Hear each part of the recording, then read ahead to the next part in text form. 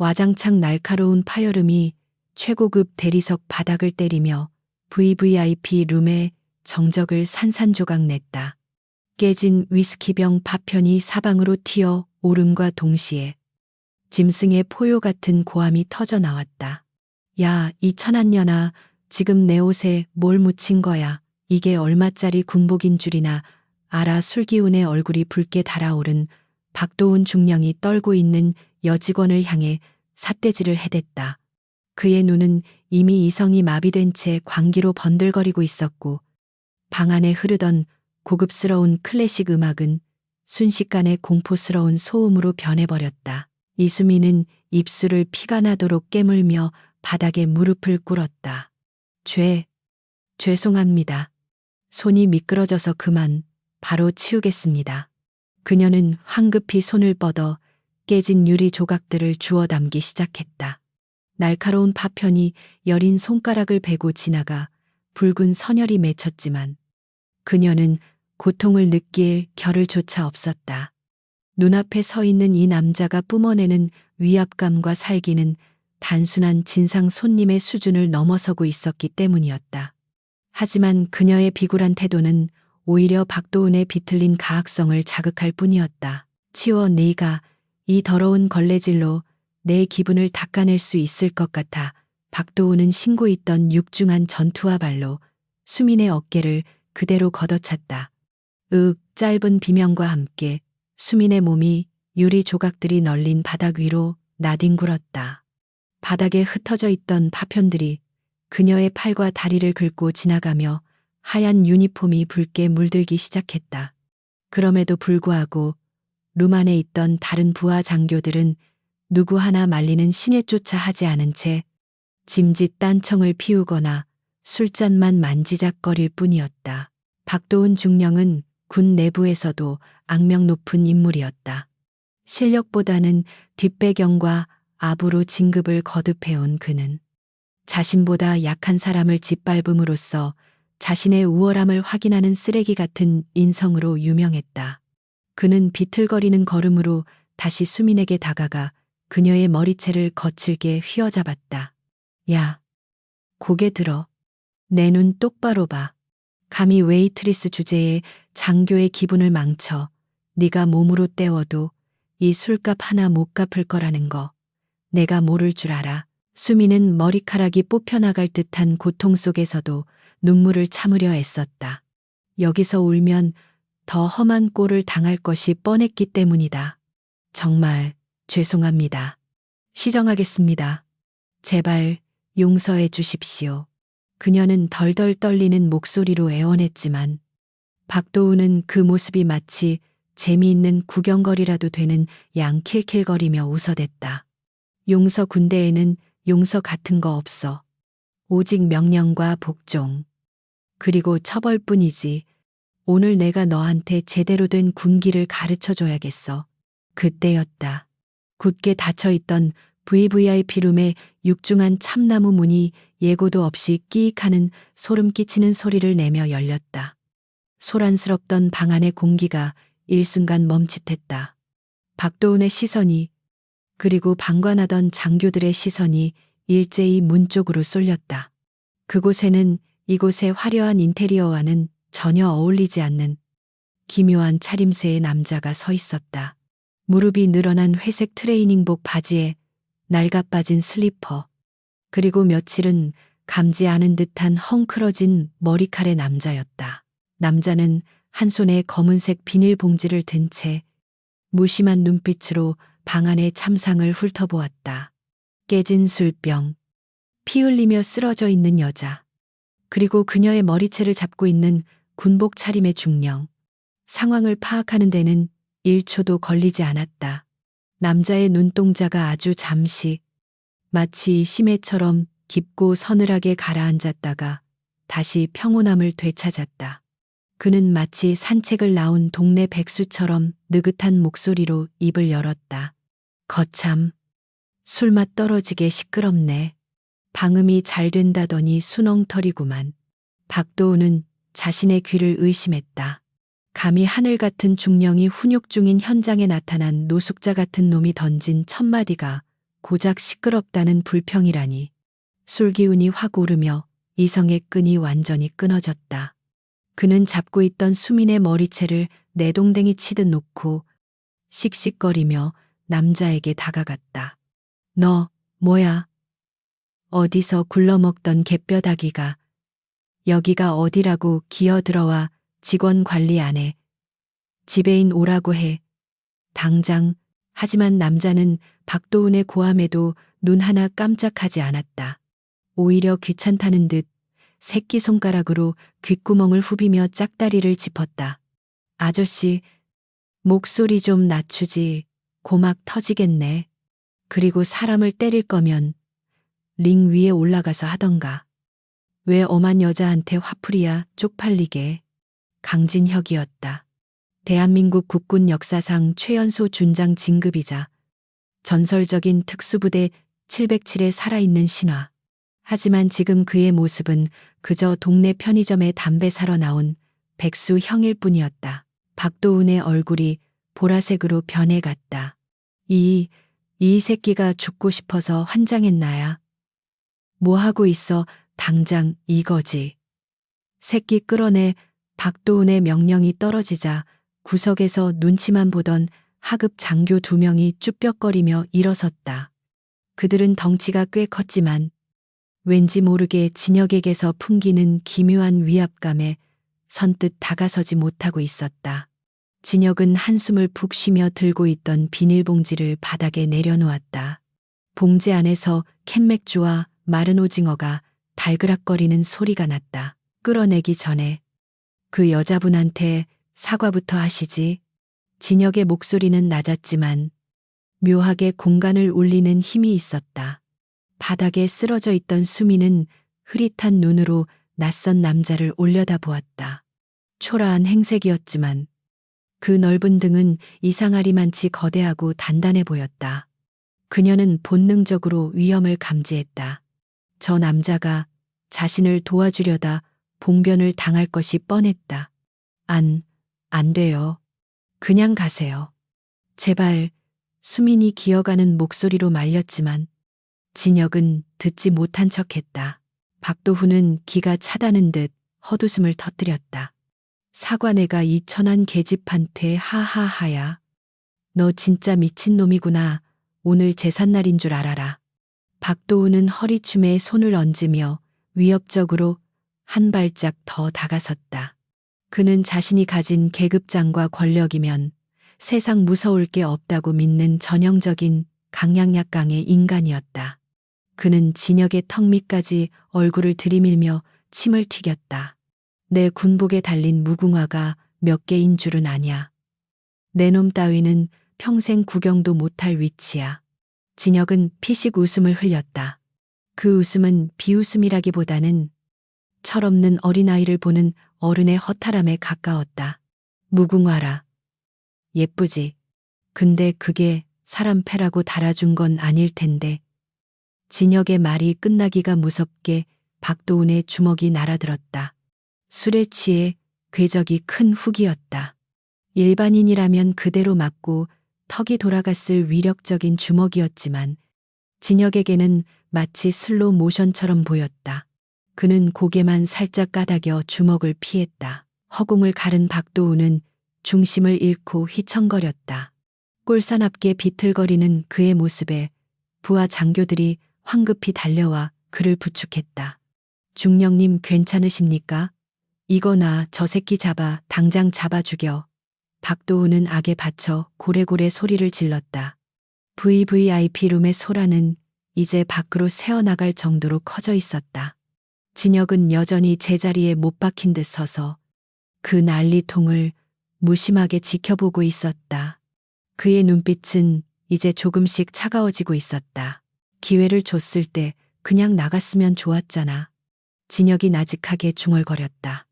그는 쓰러져 있는 수민에게 천천히 다가갔다. 장교들이 앞을 막아섰지만 진혁이 한 걸음 내딛자 저절로 뒷걸음질 치며 길을 터주었다. 본능적인 공포였다. 진혁은 수민의 앞에 한쪽 무릎을 꿇고 앉아 자신의 트레이닝복 상의를 벗어 그녀의 어깨에 덮어주었다. 괜찮아요. 일어날 수 있겠습니까?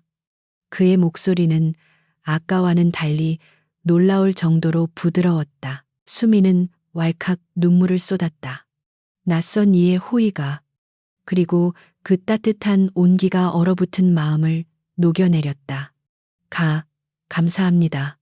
하지만 이러시면 정말 큰일 나요. 저분은 군인이에요. 높은 분이라고요. 그녀는 덜덜 떨며 진혁의 옷자락을 꽉 쥐었다. 진혁은 그녀의 손을 가만히 내려다보았다. 거칠어진 손마디, 그리고 목에 걸려있는 낡은 펜던트. 펜던트 속의 사진이 언뜻 진혁의 시야에 들어왔다. 순간 진혁의 동공이 지진이 난 듯 흔들렸다. 그 사진은 5년 전, 작전 중에 자신의 품에서 숨을 거둔 전후, 이 상사의 가족 사진이었다. 피 묻은 손으로 쥐어주며 딸을 부탁한다던 그 유품이 왜 여기에 있는가. 진혁은 천천히 고개를 들어 수민의 얼굴을 다시 확인했다. 아버지와 닮은 눈매, 의심할 여지가 없었다. 심장이 쿵하고 내려앉는 것과 동시에 혈관 속에 피가 역류하는 듯한 분노가 치솟았다. 자신이 지키지 못했던 전우의 딸이 자신이 목숨 바쳐 지켜온 군복을 입은 자에게 짓밟히고 있었다. 진혁은 천천히 몸을 일으켰다. 공기의 흐름이 바뀌었다. 방금 전까지의 나른한 백수의 모습은 온데간데 없고 등 뒤에서 서슬퍼런 살기가 아지랑이처럼 피어올랐다. 방 안의 온도가 순식간에 영하로 떨어진 듯한 착각마저 들었다. 박도훈과 장교들은 숨이 턱 막히는 압박감에 저도 모르게 마른 침을 삼켰다. 진혁은 박도훈을 똑바로 응시했다. 그 눈빛은 인간의 것이라기보다는 먹잇감의 목덜미를 노리는 맹수의 그것이었다. 다시 말하지? 지금 당장 무릎 꿇고 사과해. 이건 경고가 아니라 내 놈이 살 수 있는 마지막 기회다. 진혁의 목소리는 지옥 밑바닥에서 긁어 올린 듯 낮고 음산했다. 박도훈은 본능적으로 뒷걸음질 쳤지만 자존심 때문에 허세를 부렸다. 이게 미쳤나야. 경호팀 불러. 헌병대도 불러. 저 새끼 당장 구속시켜. 그는 삑사리가 난 목소리로 악을 썼지만 그의 다리는 이미 제멋대로 후들거리고 있었다. 전화해. 진혁이 짧게 말했다. 부를 수 있는 놈들 다 불러. 헌병대든 경찰이든 네가 아는 똥별들이든 다 오라고 해. 오늘 여기서 네가 군복을 입고 있는 게 얼마나 큰 죄악인지 뼈저리게 느끼게 해줄 테니까. 진혁은 발밑에 있던 유리 조각을 밟아 으깨며 박도훈을 향해 천천히 걸음을 옮겼다. 그 걸음걸이 하나하나가 마치 사형 선고처럼 무겁게 울렸다. 707의 전설. 코드네임 고스트가 긴 잠에서 깨어나는 순간이었다. 박도훈의 고함 소리에 문 밖에서 대기하고 있던 수행원들이 우르르 몰려들어왔다. 그들은 모두 사복을 입고 있었지만 짧게 깎은 머리와 각 잡힌 태도는 누가 봐도 현역 군인임을 짐작게 했다. 좁은 VVIP룸은 순식간에 건장한 사내들로 가득 찼고 공기는 더욱 무겁고 살벌하게 가라앉았다. 박도훈은 자신의 병력이 도착하자 다시금 기고만장해져서 비릿한 웃음을 흘렸다. 그는 턱짓으로 강진혁을 가리키며 부하들에게 명령했다. 야, 이 냄새나는 거지가 어떻게 여기까지 기어 들어왔는지 모르겠지만 당장 끌어내서 반죽음을 만들어놔. 감히 영관급 장교의 신성한 술자리를 방해한 죄가 얼마나 큰지 똑똑히 가르쳐 주란 말이야. 수행원 중 가장 덩치가 큰 대위 한 명이 위압적인 표정으로 강진혁의 앞을 막아섰다. 그는 진혁의 무릎 나온 낡은 트레이닝복과 꼬질꼬질한 슬리퍼를 훑어보며 어이없다는 듯 코웃음을 쳤다. 아저씨, 여기는 빈 깡통이나 줍는 데가 아닙니다. 좋은 말로 할 때 제 발로 나가시죠. 아니면 팔다리 성한 채로 나가기는 글렀으니. 대위는 진혁의 가슴팍을 검지로 툭툭 밀치며 도발했다.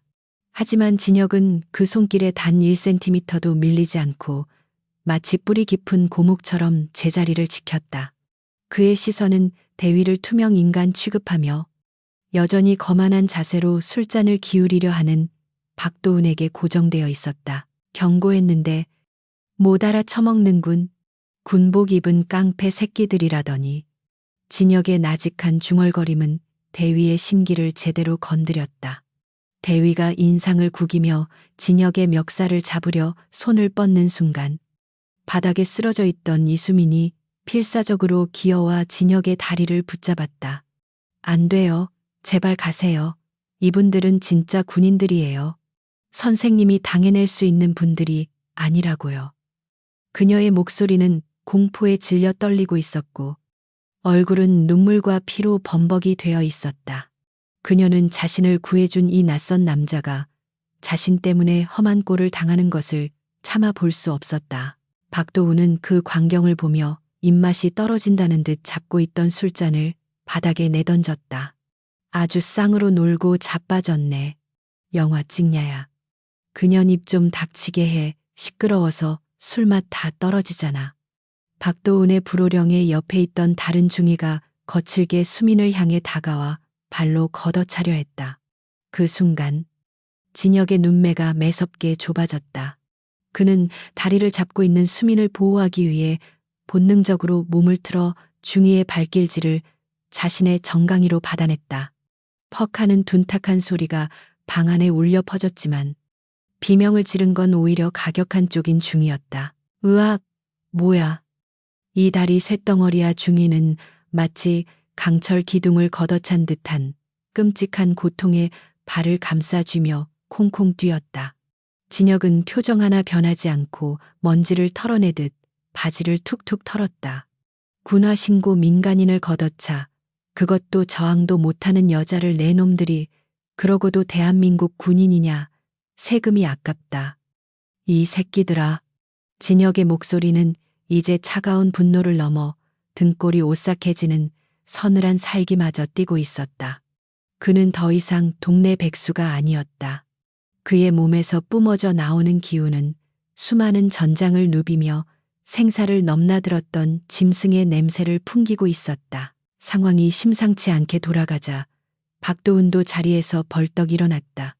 그는 자신의 부하가 고작 노숙자 같은 놈에게 당해 쩔쩔매는 꼴을 보자 자존심이 상할 대로 상했다. 이 밥버러지 같은 새끼들이 뭐하고 있어.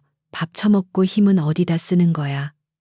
저 새끼 하나 처리 못해서 빌빌거려 전원 공격해 저 새끼 팔다리를 부러뜨려서 내 앞에 무릎 꿇리란 말이야. 박도훈의 악에 바친 명령에 방 안에 있던 5명의 건장한 군인들이 일제히 진혁을 향해 달려들었다. 좁은 방 안은 순식간에 피 튀기는 난장판이 될 위기에 처했다. 수미는 공포에 질려 비명조차 지르지 못하고 눈을 질끈 감았다. 하지만 예상했던 타격음이나 비명소리는 들리지 않았다.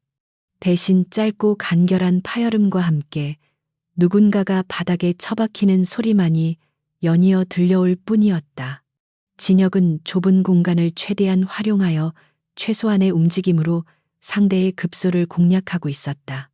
달려드는 대위의 주먹을 고개만 살짝 돌려 흘려보내며 명치를 가격하고 동시에 뒤에서 덮치는 중이의 팔을 잡아 그대로 꺾어 제압하는 동작은 마치 잘 짜인 무용처럼 매끄러웠다.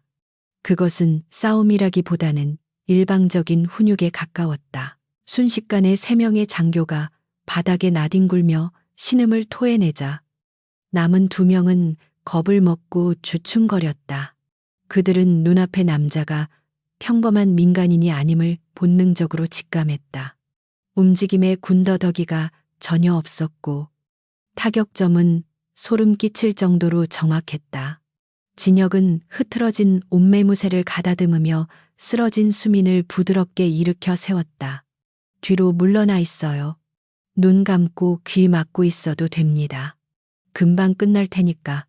진혁의 든든한 등은 수민에게 마치 어떤 폭격도 막아낼 수 있는 거대한 성벽처럼 느껴졌다. 그녀는 떨리는 다리에 힘을 주어 벽 쪽으로 물러났다. 이제 방 안에는 거친 숨을 몰아쉬는 박도훈과 겁에 질린 남은 두 명의 부하, 그리고 괴물 같은 남자 강진형만이 대치하고 있었다. 박도훈은 믿을 수 없는 광경에 입을 딱 벌렸다. 특전사 출신이라고 자부하던 자신의 정예 부하들이 술에 찌든 것도 아닌 멀쩡한 상태에서 저런 꾀죄죄한 노숙자에게 추풍낙엽처럼 쓰러지다니 있을 수 없는 일이었다. 너 정체가 뭐야? 간첩이야? 아니면 어디 용역 깡패 새끼야? 박도훈은 뒷걸음질 치며 테이블 위에 놓인 양주병을 집어들었다. 공포심이 그를 잠식하기 시작했지만 여전히 그는 상황 파악을 제대로 하지 못하고 있었다. 술기운과 오만함이 그의 판단력을 흐리고 있었기 때문이다. 진혁은 목을 좌우로 꺾으며 우드득 뼈 소리를 냈다. 그 소리가 마치 맹수가 식사를 앞두고 이빨을 가는 소리처럼 들렸다. 나 그냥 지나가던 예비역이다. 억울하면 경찰에 신고하든가. 아, 너희들은 헌병대를 불러야 하나. 진혁의 조소 섞인 말에 박도훈의 얼굴이 불그락푸르락해졌다. 진혁은 천천히, 아주 천천히 박도훈을 향해 걸어갔다. 남은 두 명의 부하가 마지막 용기를 짜내어 진혁에게 달려들었지만 그것은 불나방이 불 속으로 뛰어드는 것과 다름없었다. 진혁은 가볍게 그들의 공격을 피하고 정확한 타격으로 턱과 복부를 가격해 기절시켰다. 이제 박도훈을 지켜줄 방패막이는 아무것도 없었다. 진혁은 박도훈의 코앞까지 다가가 그가 떨리는 손으로 들고 있던 양주병을 빼앗아 바닥에 내려놓았다. 무기는 위험하니까 내려놓지. 이제 계급장 떼고 남자 대 남자로서 네가 저지른 짓에 대해 이야기 좀 해볼까. 박도훈은 바닥에 널브러진 부하들을 보며 마른 침을 삼켰다. 불과 1분 전까지만 해도 이 호화로운 룸의 절대적인 지배자는 자신이었는데 눈 깜짝할 사이에 상황이 완전히 역전되어 버렸다. 눈앞에 서 있는 저 남루한 행색의 사내는 마치 거대한 바위산처럼 자신을 내려다보고 있었다. 술 기운이 확 달아나고 등줄기에 식은땀이 비오듯 흘러내렸지만 박도훈은 애써 떨리는 다리에 힘을 주어 버티고 섰다. 여기서 물러서면 자신의 군 생활은 물론이고 그동안 온갖 아부와 접대로 쌓아올린 모든 명예가 바닥으로 추락할 것이라는 공포심이 그를 지배했기 때문이었다. 강진혁은 공포에 질려 바들바들 떨고 있는 박도훈에게서 잠시 시선을 거두고 다시 이수민에게로 향했다. 그녀의 찢어진 유니폼 사이로 보이는 시퍼런 멍자국들과 겁에 질린 표정이 그의 심기를 건드렸다. 진혁은 주머니에서 꼬깃꼬깃한 손수건을 꺼내 수민의 피 맺힌 이마를 조심스럽게 닦아주었다. 많이 놀랐죠? 이제 괜찮습니다. 저 쓰레기는 더 이상 당신을 손끝 하나 건드리지 못할 겁니다. 그의 손길은 겉보기와 달리 투박했지만 그 안에 담긴 배려는 놀라울 정도로 섬세하고 따뜻했다. 수미는 눈물이 그렁그렁한 눈으로 진혁을 올려다보며 간신히 고개를 끄덕였다. 박도훈은 그 모습을 보며 참을 수 없는 모욕감에 치를 떨었다. 감히 자신의 면전에서, 그것도 자신이 손대려던 여자를 보호하며 자신을 쓰레기 취급하다니 용납할 수 없는 일이었다. 그의 뒤틀린 자존심이 다시금 고개를 쳐들었다. 야, 이 개새끼야, 네가 뭔데? 감히 현역 장교 앞에서 훈계질이야. 너 내가 누군지 알아. 우리 아버지가 누군지 아냐고. 내 뒷배가 얼마나 무서운지 알면 내 놈은 지금 당장 혀를 깨물고 씹어질 거다. 박도훈은 핏대를 세우며 악을 썼다.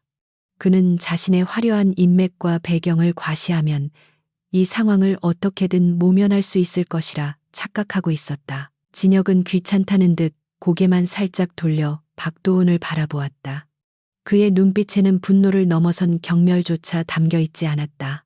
그저 길가에 굴러다니는 하찮은 돌멩이를 보는 듯한 무심함 뿐이었다. 네 아버지가 누구든, 내 뒤에 별이 몇 개가 있든 난 관심 없어. 중요한 건 내가 신성한 군복을 입은 채 힘없는 민간인을 폭행하고 협박했다는 사실뿐이야. 지금 당장 무릎 꿇고 사과해.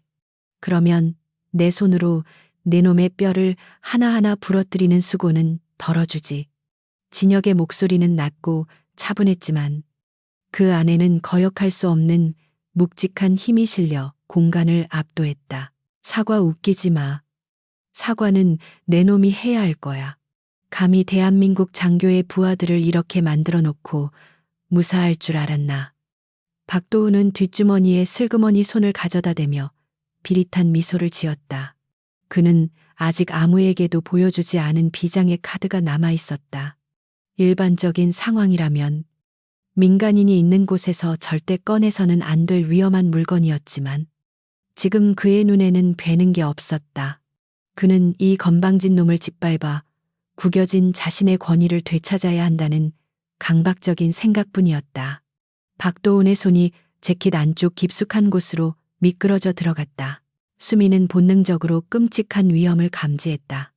박도훈의 눈빛이 아까와는 전혀 다른 사레가 가득한 광기로 번들거리고 있었기 때문이다. 선생님, 위험해요. 피하세요. 저 사람 눈빛이 이상해요.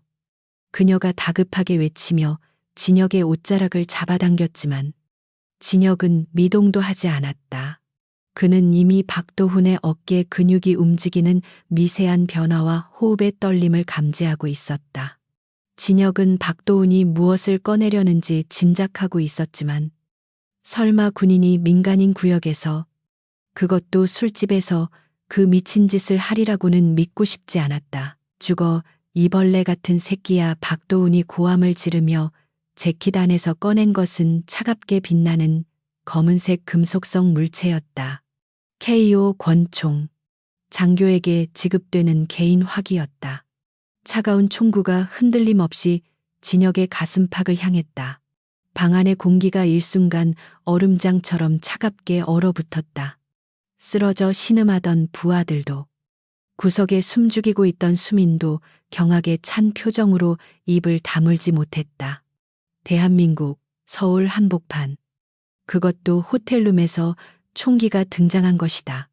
이것은 단순한 폭행 시비를 넘어선 돌이킬 수 없는 중대 범죄였다. 하지만 정작 총구를 마주한 진혁의 표정은 너무나도 덤덤했다. 아니, 오히려 깊은 안타까움과 씁쓸함에 가까웠다. 결국 넘지 말아야 할 선을 넘는군. 군인이 국민을 지키라고 국가가 지급한 총을 국민에게 겨누다니. 넌 군복을 입을 자격이 없다. 아니, 인간으로서 실격이다. 진혁의 침착한 일갈에 박도훈의 손이 미세하게 떨리기 시작했다. 총을 든 건 분명 자신인데 왜 저놈은 조금도 겁을 먹지 않는 것인가? 왜 저놈의 눈빛은 총구보다 더 날카롭게 자신을 꿰뚫어 보고 있는 것인가? 박도훈은 이해할 수 없는 공포에 사로잡혀 방아쇠에 걸린 손가락에 힘을 주었다. 입 닥쳐 한마디만 더 짓거리면 진짜 쏴버릴 거야. 무릎 꿇어. 당장 내 앞에 무릎 꿇고 목숨을 구걸하란 말이야. 박도훈은 미친 사람처럼 소리를 질렀다. 총이라는 절대적인 힘을 손에 쥐었음에도 불구하고 그는 여전히 심리적으로 진혁에게 밀리고 있다는 패배감을 지울 수 없었다. 진혁은 천천히, 아주 천천히 한 발짝 앞으로 내디뎠다. 쏴봐. 쏠 수 있다면. 하지만 그 방아쇠를 당기는 순간 네 인생도 함께 끝난다는 걸 명심해라. 그 도발은 박도훈의 마지막 남은 이성을 끊어놓기에 충분했다. 이 미친 새끼가 죽어버려. 박도훈의 눈이 희번덕거렸다. 탕, 날카로운 총성이 VVIP 룸의 정적을 찢고 고막을 강타했다. 수미는 비명을 지르며 귀를 막고 바닥에 주저앉았다. 화약 냄새가 매캐하게 퍼져나갔다. 하지만 총알은 진혁의 몸을 꿰뚫지 못했다. 진혁은 인간의 반응 속도라고는 믿을 수 없는 초인적인 움직임으로 고개를 살짝 틀어 탄환을 피했던 것이다. 총알은 진혁의 귓불 옆을 스치고 지나가 뒤쪽 벽에 걸린 고가의 그림 액자를 박살내며 박혔다. 유리 파편이 튀고 먼지가 피어올랐다. 빗나갔군. 사람을 쏴본 적이 없으니 손이 떨려서 조준이 안 되나 보지. 진혁은 조롱 섞인 어조로 차갑게 말했다. 박도우는 자신의 눈을 의심했다. 저 거리에서 총을 보고 피했다고 말도 안 돼. 공포가 극에 달한 박도우는 다시 방아쇠를 당기려 했다. 하지만 이번에는 진혁이 기다려주지 않았다. 순식간에 거리를 좁힌 진혁은 이미 박도훈의 코앞까지 다가와 있었다. 사냥감을 노리는 맹수의 눈빛이 박도훈을 타삼했다. 진혁의 손이 번개처럼 뻗어나갔다. 이제 장난은 끝났다. 애송이. 진혁의 손이 박도훈의 손목을 낚아채는 순간 뼈가 으스러지는 듯한 소름 끼치는 파열음이 방안을 가득 메웠다. 박도훈은 비명조차 지르지 못한 채 입을 떡 벌리고 자신의 손을 내려다보았는데 쥐고 있던 권총은 이미 바닥에 떨어져 뒹굴고 있었고 손목은 기괴한 각도로 꺾여 있었다. 진혁은 고통에 몸부림치는 박도훈의 멱살을 잡아 가볍게 밀쳐내며 바닥에 떨어진 KO 권총을 발끝으로 차서 소파 밑으로 멀리 치워버렸다. 총은 국민을 지키라고 있는 거지. 내 놈의 하찮은 자존심 세우라고 있는 장난감이 아니야. 기본도 안 된 놈이 영관급 장교라니. 대한민국 군대가 어쩌다 이 지경이 됐나. 진혁의 차가운 일갈에 박도훈은 바닥을 구르며 신음만 흘릴 뿐이었다. 박도훈이 처참하게 당하는 모습을 지켜보던 나머지 부하들은 공포와 분노가 뒤섞인 표정으로 서로의 얼굴만 쳐다볼 뿐 선뜻 나서지 못했다. 하지만 상관이 눈앞에서 무력화된 상황에서 가만히 있다가는 추후 군법 회부감이라는 사실을 깨달은 그들은 이내 마음을 다잡고 일제히 진혁을 향해 달려들 준비를 마쳤다. 저 미친 새끼 감히 중령님을 전원 공격 죽여도 좋다. 무슨 수를 써서라도 제 앞에 선임 대위가 악에 바친 목소리로 고함을 지르며 주머니에서 금속 너클을 꺼내 끼웠고 다른 장교들도 각자 잡히는 대로 무거운 양주병과 의자를 무기로 집어들었다. 좁은 룸 안에서 흉기를 든 5명의 장교들이 동시에 덤벼드는 위기일발의 상황이었지만 강진혁의 표정에는 티끌만한 동요도 없었다. 그는 오히려 지루하다는 듯 가볍게 목을 좌우로 꺾으며 몸을 풀었고 가장 먼저 날아온 대위에 너클펀치를 종이 한 장 차이로 피했다. 허공을 가른 대위의 주먹이 빗나감과 동시에 진혁의 팔꿈치가 대위의 턱을 정확하게 가격했고 퍽 하는 소리와 함께 대위는 눈이 풀리며 그 자리에서 기절해버렸다. 그것은 싸움이라기보다는 고수가 하수들을 상대로 벌이는 일방적인 훈육 현장과도 같았다. 뒤이어 의자를 높이 쳐들고 달려들던 중이가 진혁의 머리를 노리고 힘껏 내리찍었지만 진혁은 마치 등 뒤에 눈이라도 달린 것처럼 유연하게 몸을 숙여 피했다. 갈 곳을 잃은 의자는 뒤에서 달려오던 다른 동료 장교의 어깨를 강타했고 둔탁한 타격음과 함께 비명이 터져나왔다. 어이쿠, 팀워크가 엉망이네. 서로 죽여서 뭐 하려고 그래. 훈련 때 잠만 잤나. 진혁은 빈정거리는 말투로 그들의 혼란을 부추기며 중심을 잃은 중위의 정강이를 로우킥으로 걷어차 무릎 꿇게 만들었다. 그의 동작 하나하나에는 낭비가 전혀 없었다. 구석에 웅크리고 있던 이수미는 눈앞에서 벌어지는 비현실적인 광경에 숨조차 제대로 쉬지 못하고 있었다. 평범한 동네 백수 아저씨라고 생각했던 남자가 고도로 훈련받은 건장한 현역 장교들을 어린아이 다루듯 농락하고 있었기 때문이다. 그의 움직임은 너무나 빨라서 눈으로 쫓기조차 힘들었고 그가 주먹을 휘두를 때마다 건장한 사내들이 추풍낙엽처럼 쓰러져 나갔다. 공포스럽기도 했지만 한편으로는 자신을 지켜주는 그 거대한 등판에서 알 수 없는 안도감과 벅차오르는 감동을 느꼈다. 그녀는 떨리는 손을 모으고 그를 위해 기도했다. 순식간에 4명의 장교가 바닥에 널브러져 신음하고 있었고 이제 남은 건 구석에서 벌벌 떨고 있는 소위 한 명뿐이었다. 그는 손에 들고 있던 깨진 와인병을 겨누고 있었지만 다리는 사시나무 떨듯 후들거리고 있었다.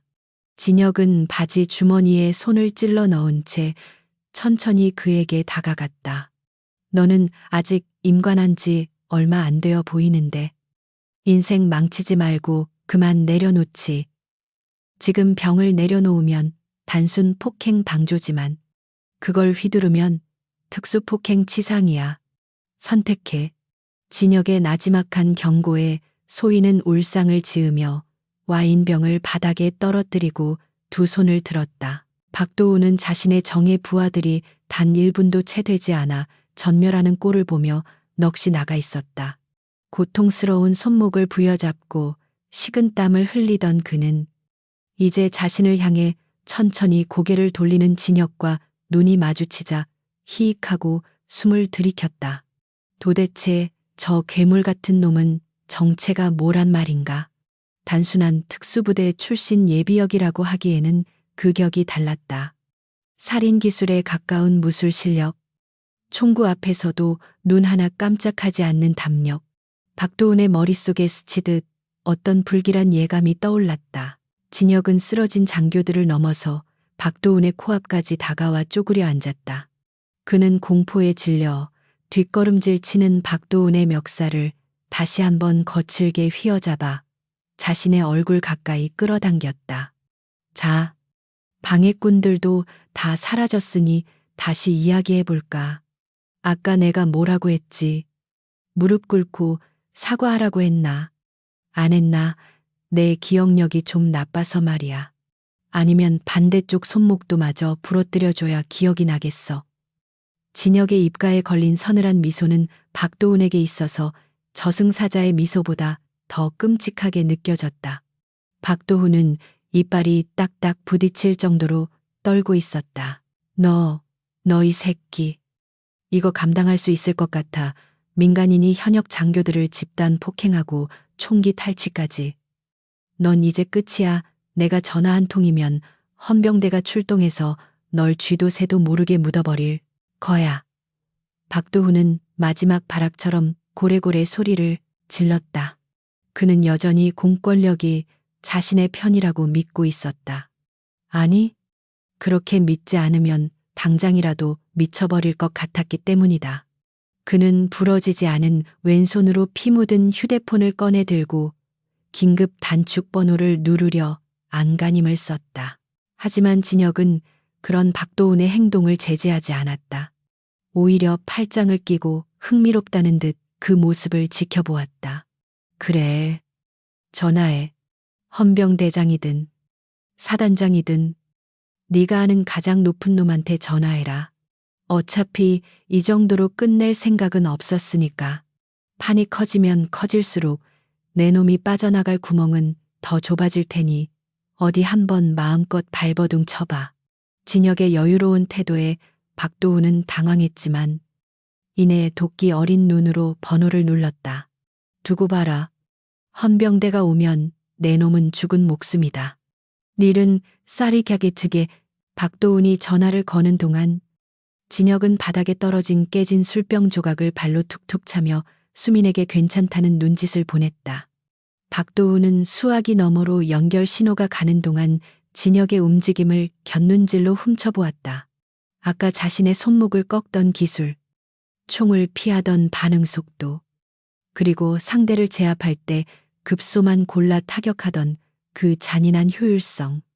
문득 그의 뇌리에 잊고 있었던 군 시절의 괴담 하나가 스쳐 지나갔다.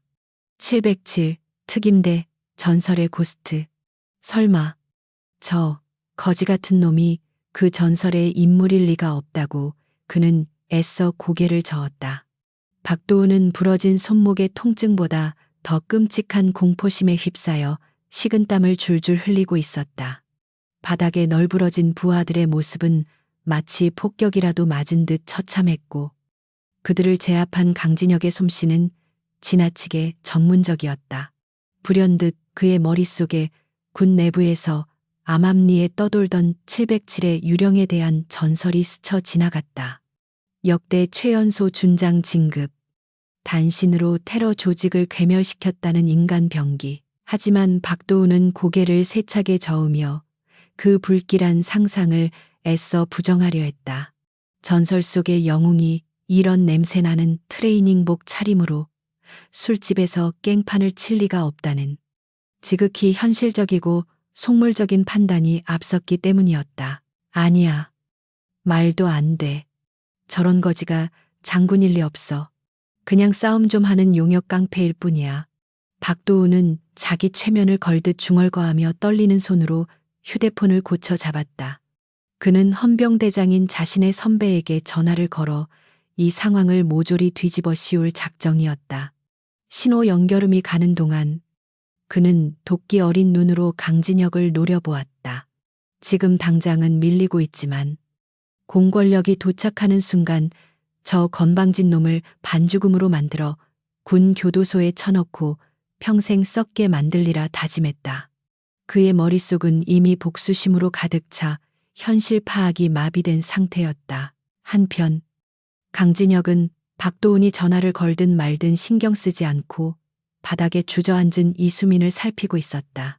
그녀는 여전히 공포에 질려 파들파들 떨고 있었고 찢어진 옷 사이로 드러난 상처들이 진혁의 가슴을 아프게 찔렀다. 진혁이 그녀의 흐트러진 옷매무새를 정리해주려 손을 뻗자 수민의 목에 걸려있던 낡은 펜던트가 찰랑 소리를 내며 흔들렸다. 그 순간 진혁의 시선이 그 작은 금속 물체에 꽂혔다. 그것은 시중에서 파는 평범한 액세서리가 아니었다. 탄피를 가공해 만든 투박하지만 세상에 단 하나뿐인 군인들의 수제 펜던트였다. 진혁의 동공이 지진이라도 난 듯 격렬하게 흔들렸다. 그는 믿을 수 없다는 듯 떨리는 손끝으로 조심스럽게 펜던트를 집어들었다. 탄피 표면에는 사랑하는 딸 수민에게라는 글귀와 함께 5년 전 작전 수행 날짜가 선명하게 각인되어 있었다. 시간은 순식간에 5년 전 그날의 뜨거운 전장으로 되감겼다. 포탄이 빗발치던 지옥 같은 현장. 피투성이가 된 채 자신의 품 안에서 죽어가던 이 상사. 그가 마지막 숨을 몰아쉬며 피 묻은 손으로 쥐어주었던 바로 그 유품이 지금 눈앞에 있었다. 대장님, 제 딸 수민이 혼자 남을 아이를 부탁합니다. 심장이 쿵하고 내려앉는 충격과 함께 진혁의 머릿속이 하얗게 변했다. 저녁 후 그토록 찾아 헤맸지만 행방이 묘연했던 이 상사의 딸이 바로 이 호텔에서 웨이트리스로 일하며 이런 쓰레기 같은 놈에게 짓밟히고 있었다니. 죄책감과 분노가 쓰나미처럼 밀려와 그의 이성을 집어삼켰다. 자신이 목숨 걸고 지키겠다고 약속했던 전우의 혈육이 자신이 지켜온 나라의 군복을 입은 자에게 모욕당하는 꼴을 방치했다는 사실에 치가 떨렸다. 진혁의 손에서 우드득 하는 소리가 날 정도로 주먹이 꽉 쥐어졌다. 수미는 갑자기 굳어버린 진혁의 반응에 영문을 몰라 불안한 눈빛을 보냈다. 선생님, 왜 그러세요? 그녀의 조심스러운 물음에 진혁은 천천히 고개를 들어 그녀의 눈을 바라보았다. 아버지, 이 상사를 쏙 빼닮은 선한 눈매. 하지만 고단한 삶에 지쳐 생기를 잃은 그 눈동자가 진혁의 가슴을 후벼 팠다. 이름이 이수민 맞습니까? 아버님 성함이 이정훈 상사님이시고 진혁의 목소리는 억누를 수 없는 감정으로 미세하게 떨리고 있었다. 수민은 낯선 남자의 입에서 나온 아버지의 이름에 화들짝 놀라며 눈을 크게 떴다. 아, 아빠를 아세요. 제 이름을 어떻게? 수민의 눈에서 주르륵 눈물이 흘러내렸다. 아버지가 돌아가신 후 세상에 홀로 남겨져 모진 풍파를 겪으며 잊고 살았던 그리운 이름이었다. 진혁은 대답 대신 고개를 푹 숙이며 깊은 한숨을 토해냈다. 그것은 안도감인 동시에 늦게 찾았다는 자책감, 그리고 눈앞의 상황에 대한 끓어오르는 분노의 표현이었다. 그는 천천히 자리에서 일어났다. 이제 공기의 흐름은 완전히 바뀌어 있었다. 방금 전까지의 여유롭던 태도는 온데간데 없고 마치 지옥의 묵시록 기사 같은 서늘한 살기가 온몸을 휘감았다. 전화 통화에 열중하던 박도훈조차 등 뒤에서 느껴지는 기이한 한기에 흠칫 놀라 뒤를 돌아보았다. 그리고 그는 보았다. 인간의 감정이 완전히 거세된 오로지 파괴 본능만이 남은 듯한 괴물의 눈빛을. 강진혁은 더 이상 동네 형이 아니었다. 그는 전장의 사신, 고스트 그 자체였다. 진혁은 박도훈을 향해 천천히, 그러나 거침없이 걸음을 옮겼다. 박도훈, 내 놈은 오늘 건드리지 말아야 할 영린을 건드렸다. 군복을 입은 게 부끄러울 정도로 비참하게 만들어주지. 진혁의 목소리는 낮았지만 룸 전체를 울리는 뇌성처럼 묵직했다. 박도훈은 수화기 너머로 여보세요. 박중령 무슨 일이야? 라고 외치는 헌병대장의 목소리도 잊은 채 뒷걸음질 치다 소파에 걸려 넘어졌다. 오지마, 저리 가야. 전화 연결됐어. 너 이제 진짜 끝이야. 그는 발악하듯 소리쳤지만 공포로 인해 목소리가 갈라졌다.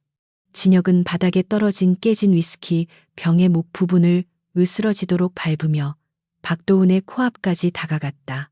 전화 끊지 마. 그 선배라는 놈도 다 들으라고 해. 지금부터 내 놈이 어떤 꼴을 당하는지 생중계해 줄 테니까. 진혁은 넘어진 박도훈의 멱살을 한 손으로 들어올려 허공에 띄웠다. 80kg이 넘는 거구의 남자가 마치 헝겊 인형처럼 들려 올라갔다. 박도훈은 숨이 막혀 유른거리며 발버둥 쳤지만 강철 같은 진혁의 악력에서 벗어날 수 없었다. 이 아이가 누군지 아나 조국을 위해 목숨 바친 영웅의 딸이다. 내 놈이 룸살롱에서 여자 끼고 술 처먹을 때 차가운 흙바닥에서 산화한 군인의 딸이란 말이다. 진혁의 포효가 방안을 뒤흔들었다. 박도훈의 얼굴은 산소 부족과 공포로 파랗게 질려갔다. 살려줘. 박도훈이 간신히 내뱉은 말은 비굴한 목숨 구걸이었다. 하지만 진혁의 귀에는 들리지 않았다. 그의 눈에는 피투성이가 된 수민의 얼굴과 죽어가던 이 상사의 얼굴이 겹쳐 보일 뿐이었다. 살려달라고 내 놈한테 짓밟힌 수많은 사람들도 그렇게 빌었겠지.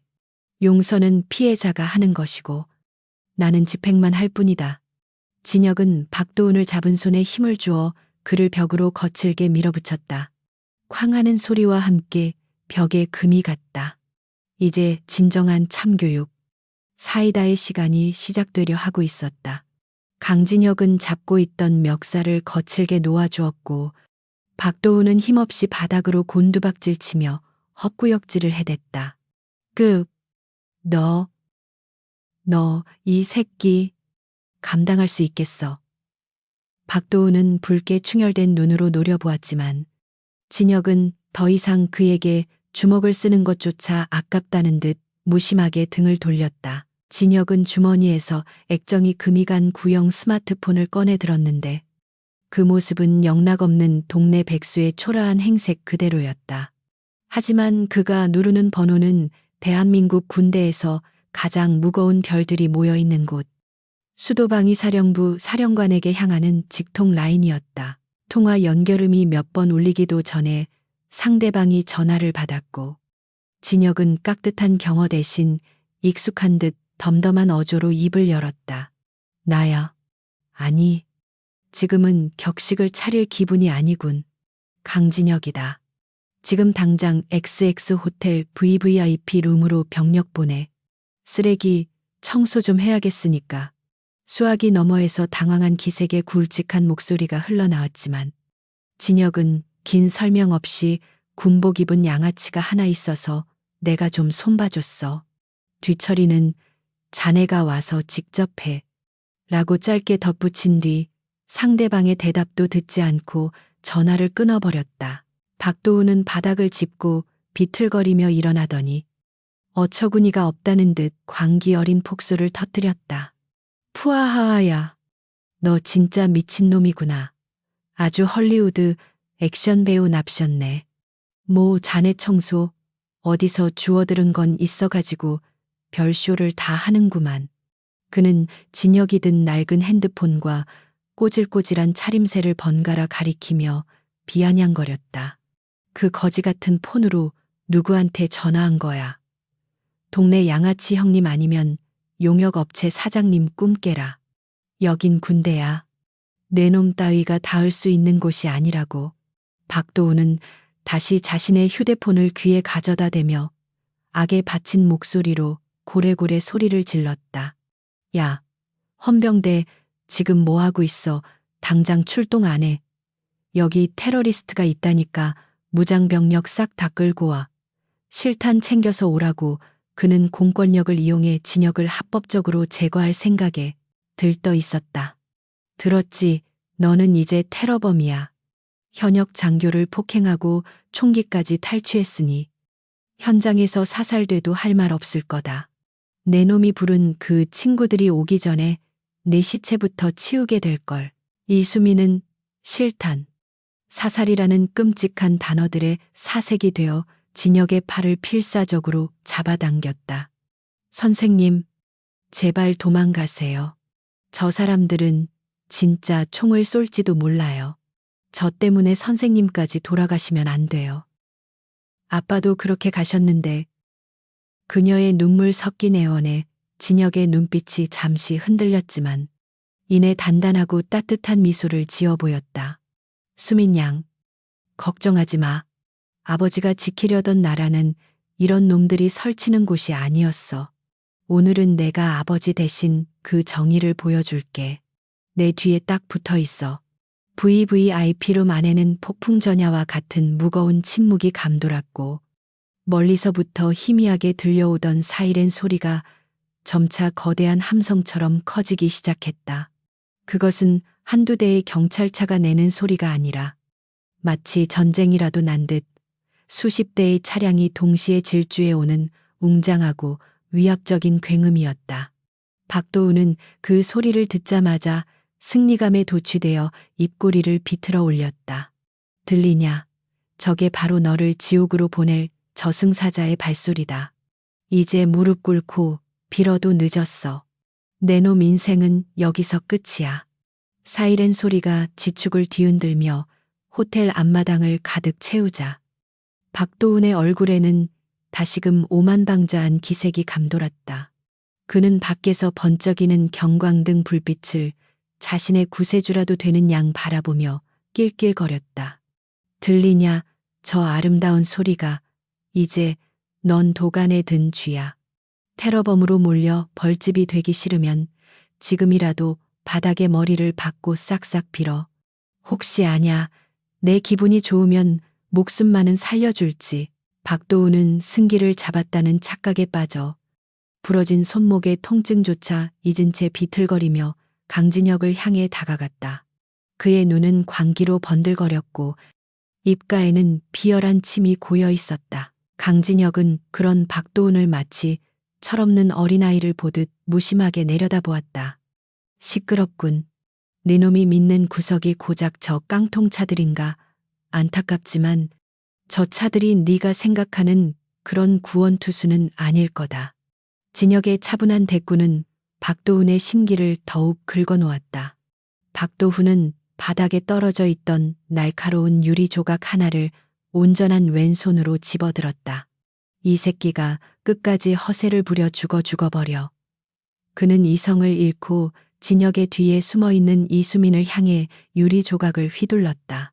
자신이 당한 수모를 가장 약한 상대에게 화풀이하려는 졸렬한 신보였다. 하지만 그 유리 조각이 목표물에 닿는 일은 결코 일어나지 않았다.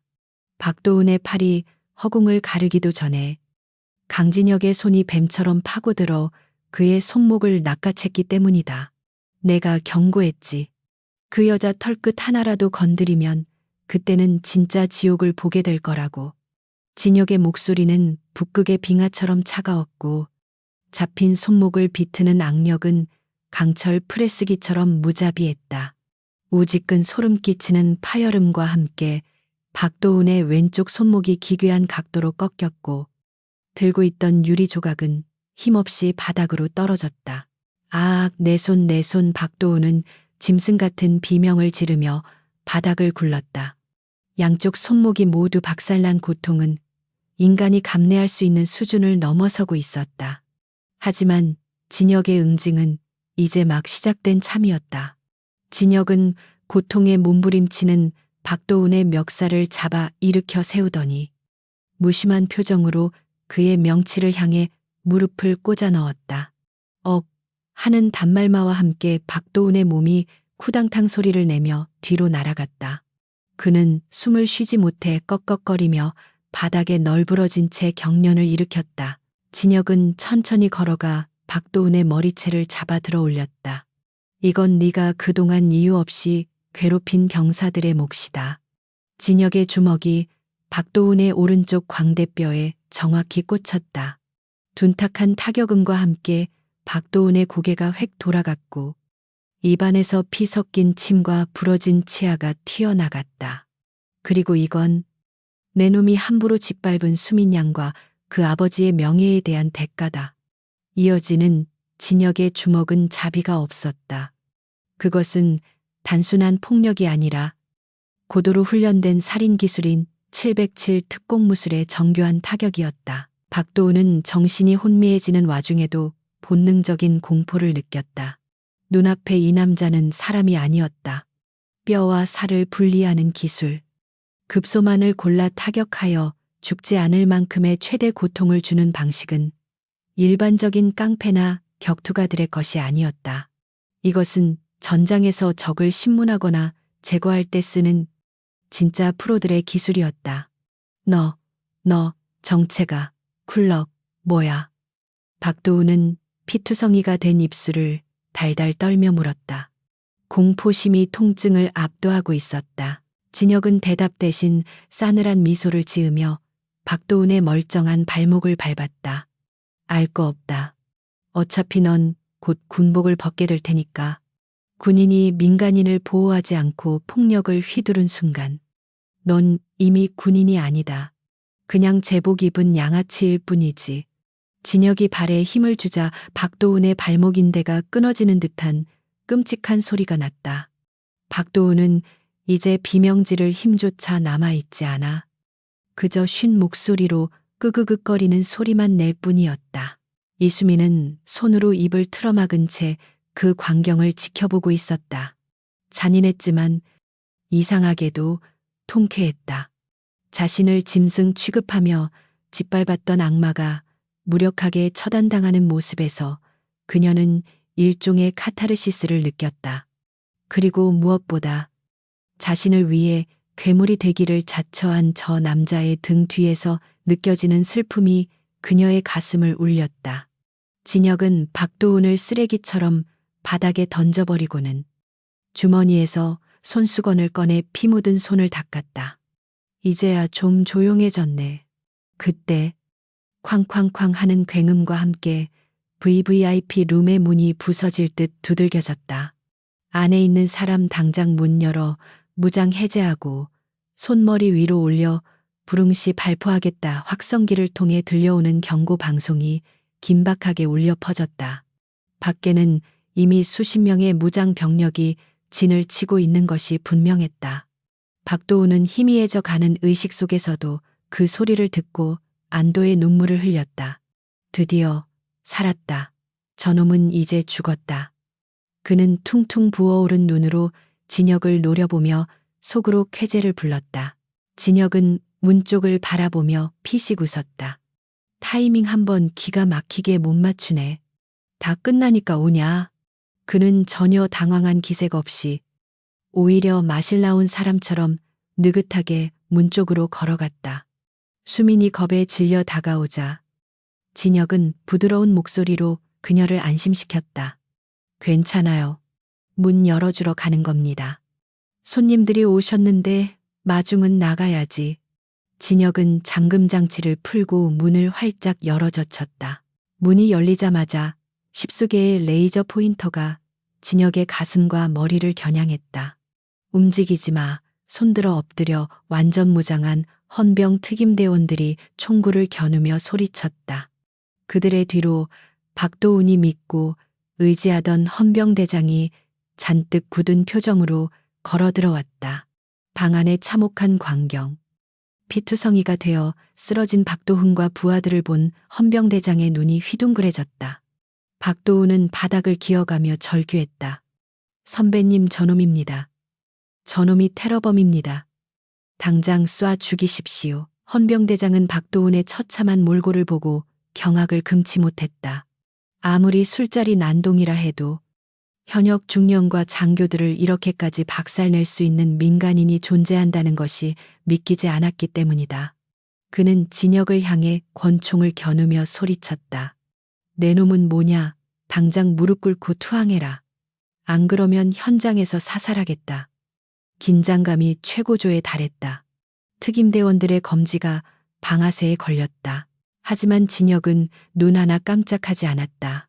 그는 천천히 주머니에서 손을 빼며 마치 산책 나온 동네 형처럼 하품을 했다. 어이, 김대령. 오랜만이네. 자네는 여전히 성질이 급해. 상황 파악도 안 하고 총부터 들이대나.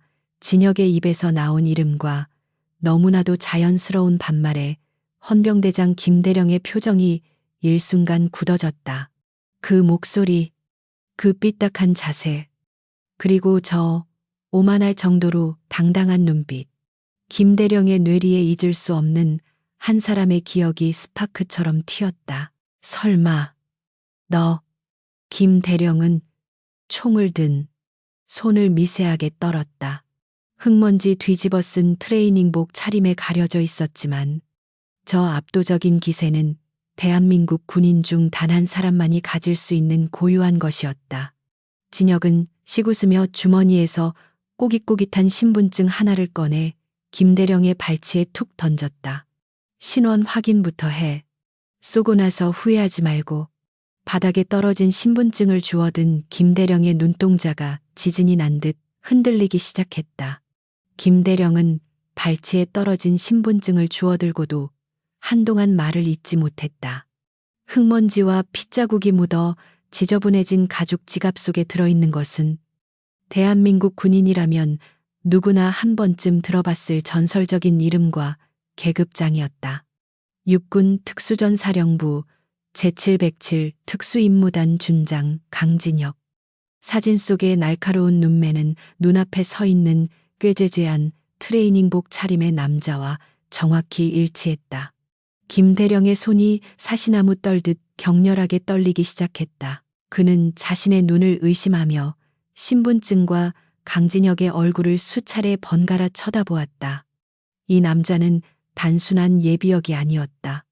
국가급 대테러 작전을 지휘하고 단신으로 적진을 초토화시켰던 살아있는 전설. 코드네임 고스트가 바로 눈앞에 서 있었던 것이다. 박도훈은 김대령의 심상치 않은 반응을 전혀 눈치채지 못한 채 바닥을 기어다니며 계속해서 악을 써댔다. 선배님, 뭐 하십니까? 저거 다 가짜입니다. 테러범이 위조, 신분증으로 수작을 부리는 겁니다. 당장 발포 명령 내리십시오. 저 새끼가 제 팔을 이렇게 만들었습니다. 저놈은 대한민국 국군의 적입니다. 박도훈의 목소리는 광기로 가득 차 갈라져 나왔고 입가에는 거품까지 물고 있었다. 그는 김대령이 당연히 자신의 편을 들어 강진혁을 즉결 처형해 줄 것이라 믿어 의심치 않았다. 자신의 계급과 배경, 그리고 피해자 코스프레가 완벽하게 먹혀들 것이라 착각하고 있었기 때문이다. 하지만 김대령의 반응은 박도훈의 예상과는 정반대였다. 그는 천천히 아주 조심스럽게 총구를 내렸다. 식은땀이 그의 등줄기를 타고 흘러내렸다. 만약 자신이 방아쇠를 당겼더라면 대한민국 군 역사상 가장 치명적인 실수를 저지른 대역죄인이 될 뻔했다는 사실에 다리가 풀릴 지경이었다. 전원, 사격 중지, 총 걷어. 김대령의 떨리는 명령이 떨어지자 잔뜩 긴장해 있던 특임대원들은 서로의 얼굴을 쳐다보며 당황한 기색을 감추지 못했다. 대장님, 테러범 제압 안 합니까? 중령님이 저렇게 당하셨는데. 부하 장교가 조심스럽게 되물었지만 김대령은 버럭 소리를 질렀다. 명령 안 들려 당장 무장 해제하고 물러서 이분은 그런 분이 아니다. 박도우는 이 믿을 수 없는 상황에 눈이 뒤집혔다. 김대령, 너 지금 제정신이야. 테러범한테 꼬리를 내려 내 놈도 한통속이야. 내가 옷 벗게 만들어줄까? 우리 아버지가 누군지 잊었어. 박도우는 고통도 잊은 채 벌떡 일어나려다 다시 고꾸라지며 발악했다. 김대령은 그런 박도훈을 서늘한 눈빛으로 내려다보았다. 불과 몇 분 전까지만 해도 든든한 선배였던 그의 눈에는 이제 경멸과 연민이 뒤섞여 있었다. 박중령, 입 닥치게. 자네는 지금 자네가 무슨 짓을 저질렀는지 상상조차 못하고 있어. 옷을 벗어야 할 사람은 내가 아니라 바로 자네야. 김대령의 차가운 일갈에 박도우는 멍한 표정으로 입을 다물었다. 강진혁은 그제야 긴장을 풀고 뻐근한 목을 돌리며 김대령에게 다가갔다. 김철수, 많이 컸네. 헌병 대장까지 달고 예전엔 훈련 때마다 질질 짜더니. 진혁의 장난기 섞인 말투에 김대령은 헉소리를 내며 차렷 자세를 취하려 했다. 하지만 진혁은 검지를 입술에 가져다 대며 조용히 하라는 신호를 보냈다. 쉿. 아직 내 정체 까발리지 마. 진짜 주인공은 아직 도착 안 했으니까. 진혁의 은밀한 눈짓은 룸 밖의 복도를 향해 있었다.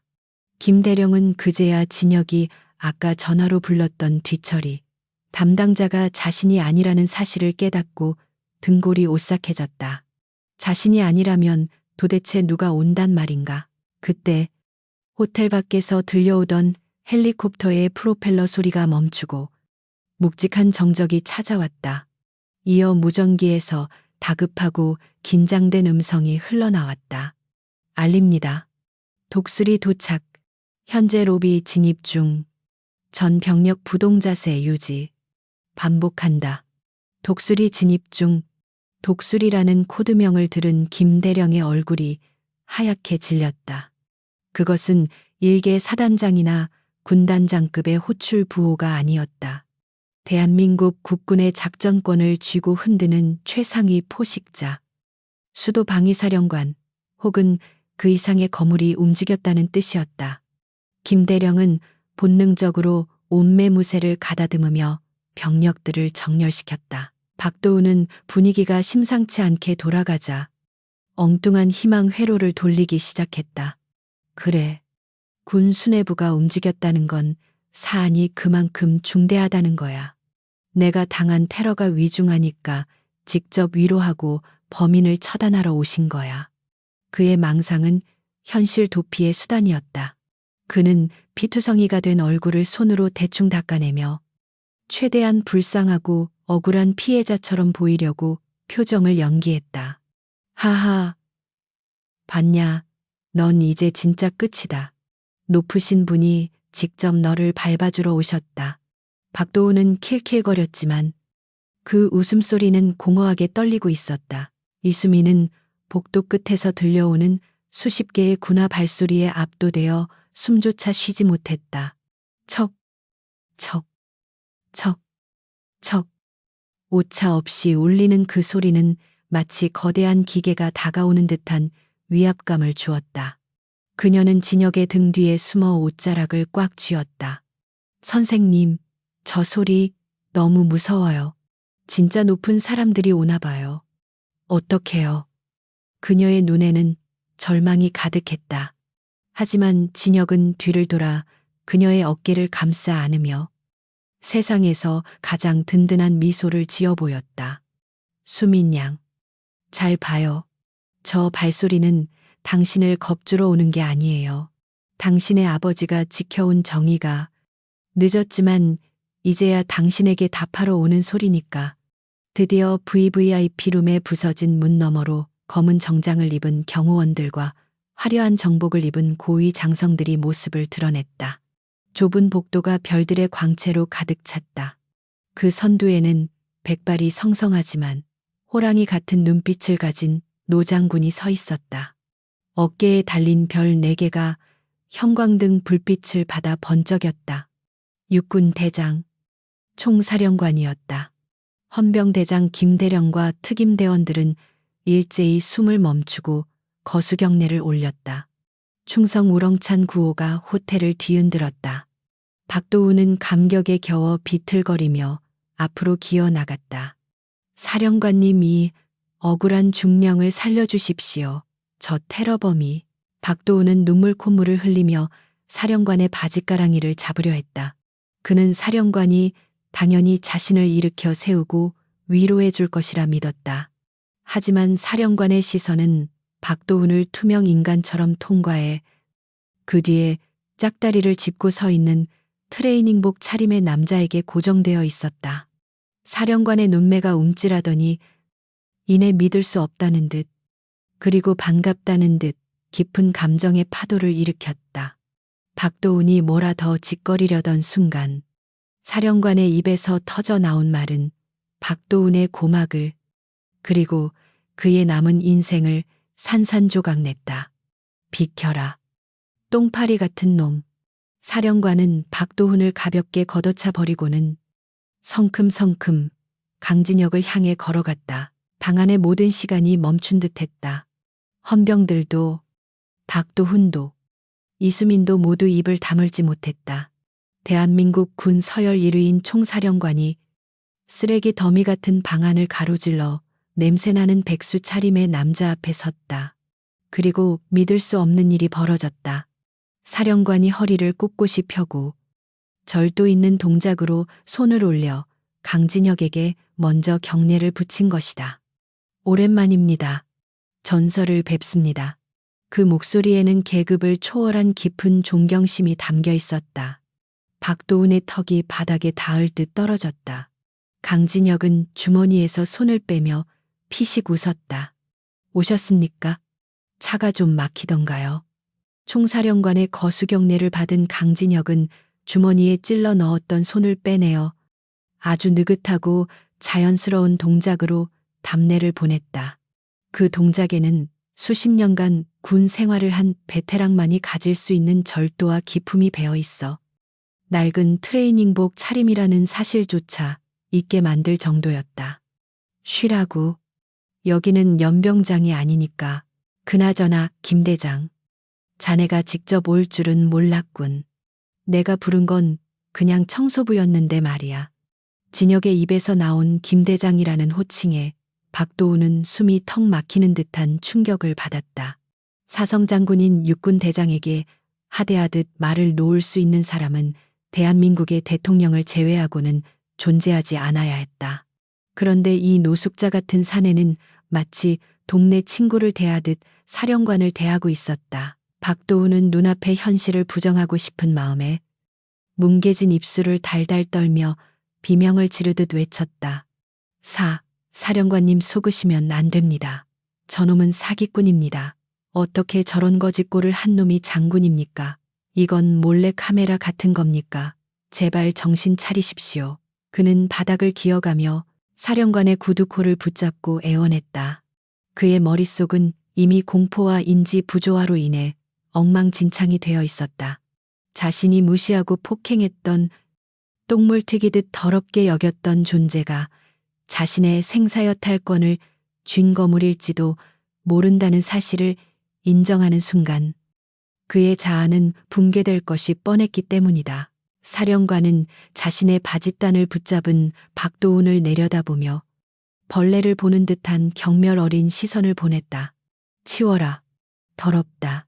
사령관의 짧은 명령이 떨어지자마자 곁에 서 있던 경호실장이 박도훈을 거칠게 걷어차 떼어냈다. 사령관은 흙먼지 묻은 바지를 툭툭 털며 차갑게 입을 열었다. 박도훈 중령, 자네는 눈이 멀었나 보군. 자네 눈앞에 있는 이분은 대한민국 국군 역사상 최연소 준장 진급자이자 국방부 직할 특수임무단 707의 살아있는 전설 강진혁 장군이시다. 보안 등급 1급 기밀이라. 자네 같은 피라미들은 얼굴조차 볼 수 없었던 분이지. 사령관의 입에서 나온 강진혁 장군이라는 단어는 VVIP룸 안에 있던 모든 사람들의 뇌리에 핵폭탄처럼 떨어졌다. 헌병대장 김대령은 역시 라고 중얼거하며 안도의 한숨을 내쉬었고 특임대원들은 경외심 가득한 눈빛으로 진혁을 다시 보게 되었다. 박도우는 벼락을 맞은 사람처럼 멍하니 입을 벌린 채 굳어버렸다. 최연소 준장.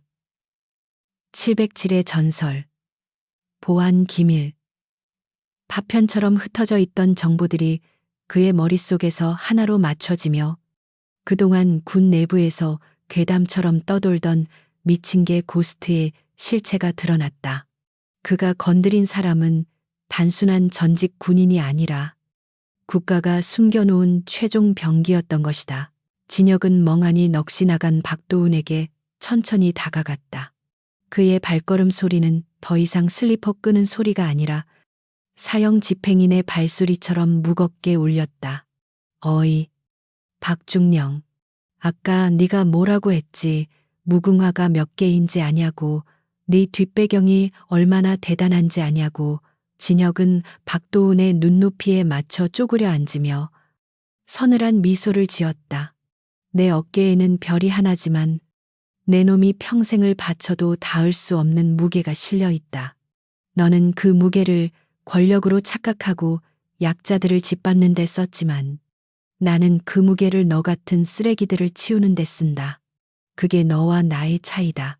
박도훈의 몸이 사시나무 떨듯 격렬하게 요동쳤다. 공포와 후회, 그리고 돌이킬 수 없는 절망감이 그를 집어삼켰다. 자, 장군님, 자, 잘못했습니다. 제가 눈이 멀어서 제발 한 번만 용서해 주십시오. 평생 개처럼 충성하겠습니다. 그는 깨진 이마를 바닥에 대치며 울부짖었다. 비굴함의 극치였다. 조금 전까지만 해도 천하를 호령할 듯 기고만장하던 모습은 온데간데 살려만 달라고 비는 나약한 짐승 한 마리만 남았다. 하지만 진혁의 눈빛에는 일말의 자비도 담겨 있지 않았다. 충성개처럼 웃기지 마라. 대한민국 군대는 너 같은 미친 개는 키우지 않는다. 그리고 용서는 네가 나한테 빌 게 아니야. 진혁은 자리에서 일어나 뒤에 서 있는 이수민을 가리켰다. 네가 짓밟은 이 아가씨가 누군지 아나 사령관을 비롯한 모든 사람들의 시선이 이수민에게 쏠렸다. 피와 먼지로 얼룩진 유니폼을 입고 서 있는 그녀는 영문을 몰라 두려움에 떨고 있었다. 진혁은 묵직한 목소리로 말을 이었다. 5년 전 DMZ 작전 도중 부하들을 살리기 위해 지뢰밭으로 뛰어들어 산화한 이정훈 상사. 이 아가씨가 바로 그 이정훈 상사의 하나뿐인 딸이다. 그 순간 VVIP룸 안에는 숙연함을 넘어선 충격적인 침묵이 감돌았다. 이정훈 상사는 군인들 사이에서 살신성인의 표상으로 불리는 영웅이었다. 사령관의 눈이 크게 뜨이며 이수민을 응시했다. 이 상사의 따님이라고 사령관의 목소리가 미세하게 떨렸다. 군의 영웅, 그 유가족이 군복을 입은 현역 중령에게 폭행당하고 모욕당했다는 사실은 단순한 범죄를 넘어 군의 존재 가치를 부정하는 반역 행위나 다름없었다. 사령관의 얼굴이 붉게 달아오르며 박도훈을 향해 끔찍한 분노를 뿜어냈다. 박도훈은 이제 정말 끝났다는 것을 직감했다. 단순히 상관을 몰라보고 폭행한 죄만으로도 군법 회부감인데 건드린 민간인이 하필이면 군 영웅의 유가족이라니. 이것은 사회적으로 매장당하는 것은 물론이고 군사 재판에서도 최고형을 피할 수 없는 중죄였다. 아닙니다. 몰랐습니다. 정말 몰랐습니다. 그는 넋나간 사람처럼 헛소리를 중얼거렸지만 아무도 그의 변명을 들어주지 않았다. 사령관은 떨리는 손으로 모자를 벗어 가슴에 대고 이수민에게 깊이 고개를 숙였다. 미안합니다.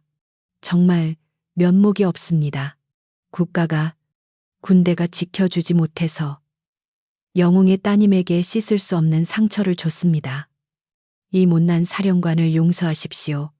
사성 장군의 진심 어린 사과에 이수민은 참았던 눈물을 터뜨렸다. 그동안의 서름과 공포가 한꺼번에 씻겨 내려가는 듯했다. 헌병대장과 특임대원들도 모두 모자를 벗고 고개를 숙였다. 오직 바닥에 처박힌 박도훈만이 이 숭고한 분위기에 섞이지 못한 채 오물 덩어리처럼 방치되어 있었다. 진혁은 눈물 흘리는 수민의 어깨를 토닥여주며 박도훈을 향해 마지막 선고를 내렸다. 들었나 내 놈이 무슨 짓을 했는지. 너는 오늘 단순히 사람을 때린 게 아니라 대한민국 국군의 명예와 역사를 짓밟은 거다. 내 놈의 그 잘난 아버지가 누구든 내 뒷배가 누구든 상관없다. 오늘부로 내 군복은 내가 벗긴다. 진혁의 목소리는 단호했고 그 울림은 방 안의 공기를 찢어발겼다. 박도훈은 덜덜 떨며 바지 가랑이를 적셨다. 공포가 생리 현상마저 조절하지 못하게 만든 것이다. 헌병대장 뭐하고 있나? 당장 이 쓰레기 놈을 끌어내 긴급 체포다. 혐의는 상관, 폭행, 특수협박, 총기, 오남용, 그리고 군위신 실추현 시간부로. 이놈의 계급장은 휴지 조각이다. 사령관의 불호령이 떨어지자 헌병대장 김대령이 기다렸다는 듯 박도훈에게 달려들었다. 박도훈, 너를 군형법 위반 혐의로 긴급 체포한다. 당신은 변호사를 선임할 권리가 있겠지만 그 어떤 변호사도 이 상황을 뒤집지는 못할 거다. 헌병들이 박도훈의 양팔을 꺾어 수갑을 채웠다. 으아악, 이거나 나 박도훈이야. 우리 아버지가 가만히 있을 줄 알아두고 봐. 다 죽여버릴 거야. 박도훈은 끌려나가면서도 끝까지 추악한 본성을 드러내며 발악했다. 하지만 그 모습은 위협적이라기보다는 처절할 정도로 우스꽝스러웠다. 진혁은 끌려가는 박도훈의 뒷모습을 보며 차갑게 쏘아붙였다. 내 아버지가 누구든 데려와봐. 그 아버지까지 세트로 감방에 쳐넣어 줄 테니까. 아, 그리고 교도소 밥이 호텔 밥보다 입에 맞기를 기도해라. 거기서는 네가 왕이 아니라 가장 밑바닥일 테니까. 박도훈이 질질 끌려나가고 VVIP 룸에 다시 평화가 찾아왔다. 깨진 술병과 빗자국으로 엉망이 된 방 안이었지만 그곳에 흐르는 공기는 아까와는 비교할 수 없을 정도로 맑아졌다. 진혁은 사령관과 마주섰다. 뒤처리는 확실하게 부탁합니다. 그리고 이수민 양, 이 친구는 군에서 책임지고 보살펴 주시죠. 그게 우리가 이 상사에게 진 빚을 갚는 길 아니겠습니까? 진혁의 부탁에 사령관은 굳은 표정으로 고개를 끄덕였다. 당연한 말일세. 내 명예를 걸고 약속하지. 그리고 자네, 복귀는 언제 할 건가? 자네 자리는 아직 비워뒀네. 진혁은 피식 웃으며 자신의 늘어난 트레이닝복을 가리켰다. 이 옷이 더 편해서 말입니다. 군복은 너무 무겁거든요. 가끔 이렇게 청소나 하러 다니는 게 제 적성에 맞습니다. 그의 거절은 부드러웠지만 확고했다. 그는 권력의 정점에 서는 것보다 가장 낮은 곳에서 정의를 실현하는 야인으로서의 삶을 선택한 것이었다. 사령관은 아쉬운 듯 입맛을 다셨지만 더 이상 강요하지 않았다. 그가 강진혁이라는 인간을 누구보다 잘 알기 때문이었다. 그래, 자네답군. 하지만 언제든 마음이 바뀌면 연락하게. 707은, 아니, 대한민국 육군은 언제나 자네를 기다리고 있으니까. 사령관은 다시 한번 진혁에게 경례를 붙였고 진혁도 마주 경례했다. 두 사내의 눈빛이 허공에서 부딪히며 뜨거운 전우회를 확인했다. 그때 구석에서 상황을 지켜보던 수민이 조심스럽게 다가왔다. 저기, 장군님. 아니, 아저씨, 정말 감사합니다. 이 은혜를 어떻게 갚아야 할지. 그녀는 어쩔 줄 몰라 하며 눈물을 글썽였다. 진혁은 그런 그녀의 머리를 헝클어뜨리며 씩 웃었다. 은혜는 무슨? 밥이나 한 끼 사요. 배고파 죽겠네. 사건은 마무리되었지만 아직 해야 할 일이 남아 있었다. 법적인 절차와 박도은의 파멸을 완벽하게 확인 사살하는 것. 그리고 무엇보다 이 이야기를 지켜보고 있는 수많은 목격자들에게 이 사건의 결말을 알리는 것이었다. 진혁은 깨진 창문 너머로 보이는 서울의 야경을 바라보았다. 도시의 불빛은 화려했지만 그 그림자 속에는 여전히 수많은 박도훈들이 숨어 있을 터였다. 아직 청소할 게 많이 남았군. 그는 작게 중얼거렸다. 이제 마지막 장을 장식할 시간이었다. 다음 날 아침, 대한민국 전역이 발칵 뒤집혔다. 박도훈 중령이 호텔 VVIP 룸에서 민간인 여성을 무자비하게 폭행하고 이를 말리는 시민에게 총기까지 겨누는 장면이 담긴 CCTV 영상과 녹취록이 익명의 제보자에 의해 언론에 공개되었기 때문이었다. 인터넷 포털 사이트의 실시간 검색어는 정치 장교의 민낯, 살인 미수 중령, 군 부조리 등의 키워드로 도배되었고 국민들의 분노는 들불처럼 번져나갔다. 국방부 홈페이지는 항의 방문자로 인해 서버가 마비될 지경이었고 청와대 국민청원 게시판에는 박도훈의 강력 처벌과 군 내부의 썩은 환부를 도려내라는 청원이 게시된 지 반나절 만에 50만 명의 동의를 얻었다. 박도훈은 군 검찰 조사실에 갇혀 한눈으로 TV 속 뉴스를 멍하니 바라보고 있었다.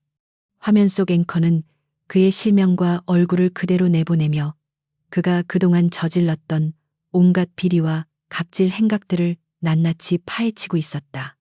그는 믿을 수 없는 현실에 치를 떨며 변호사를 찾았지만 그 어떤 로펌도 국민적 공분을 사고 있는 이 사건을 맡으려 하지 않았다. 설상가상으로 그가 믿었던 뒷배인 아버지. 전직 국회의원 박태수는 아들의 구명은커녕 자신에게 불똥이 튈까 두려워 해외로 도피하려다 공항에서 긴급 출국 금지를 당해 망신을 당하고 있었다. 박도훈의 철옹성 같던 세상은 모래성처럼 무너져 내렸다. 조사실 문이 열리고 서늘한 표정의 군 검찰관이 들어와 두꺼운 서류 뭉치를 책상 위에 쾅하고 내려놓았다. 박도훈 씨, 아니 죄수번호 4028. 당신에게 적용된 혐의가 추가되었습니다. 단순 폭행과 협박, 총포법 위반 외에도 군수품 횡령, 인사 청탁, 뇌물수수 혐의까지 모두 포착되었습니다. 검찰관의 말에 박도훈은 자리에서 벌떡 일어나 고함을 질렀다.